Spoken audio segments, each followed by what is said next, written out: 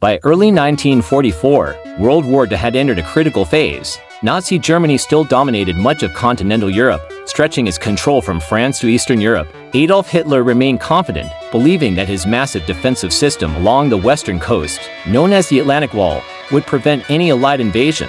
German commanders expected an attack, but they were unsure when or where it would come. While Germany prepared its defenses, the Allied powers were planning the most ambitious military operation ever attempted. The United States, Britain, and Canada secretly gathered men, vehicles, weapons, and supplies across southern England. This operation, later known as Operation Overlord, required years of preparation and complete secrecy. The success of the invasion would decide the future of Europe. In the early hours of June 6, 1944, the operation began. Under the cover of darkness, thousands of paratroopers were dropped behind enemy lines to secure bridges, roads, and key positions. Their mission was dangerous and chaotic, as many landed far from their targets. Despite confusion and heavy losses, these airborne troops disrupted German communications and delayed enemy reinforcements. As dawn approached, the largest naval force in history crossed the English Channel. More than 5,000 ships moved toward the coast of Normandy.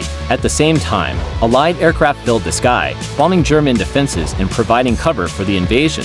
The calm sea and cloudy skies created tense moments, but the operation moved forward. When Allied soldiers reached the beaches, they faced deadly resistance. German machine guns fired from fortified bunkers, while artillery shells exploded along the shore. At beaches like Omaha, Utah, Gold, Juneau, and Sword, troops struggled to move forward under intense fire. The sand and shallow waters became filled with obstacles, smoke, and fallen soldiers. Casualties were extremely high, especially during the first hours of the landing. Despite the heavy losses, the Allied forces did not retreat. Small groups of soldiers found gaps in the defenses, climbed cliffs, and attacked German positions from behind. Naval guns provided support from the sea, while engineers cleared mines and obstacles. By the end of the day, the Allies had secured several beachheads, achieving what many had believed was impossible. The success of D-Day marked a turning point in World War II. For the first time since 1940, a large Allied army had returned to Western Europe. Nazi Germany was now forced to fight a two-front war, facing the Soviet Union in the east and the Western Allies in France. Hitler ordered counterattacks, but German forces were already stretched thin.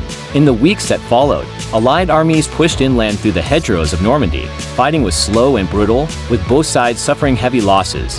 However, the Allies continued to advance, liberating towns and villages one by one. French civilians welcomed Allied troops as symbols of freedom after years of occupation. As summer progressed, the German position in France began to collapse. The liberation of Paris soon followed, signaling a major blow to Nazi control in Western Europe.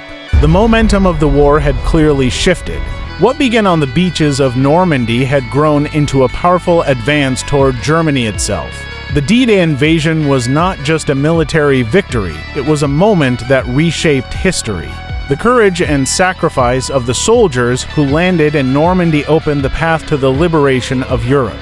Although fierce battles still lay ahead, the outcome of the war was no longer in doubt. World War II had entered its final and most decisive phase.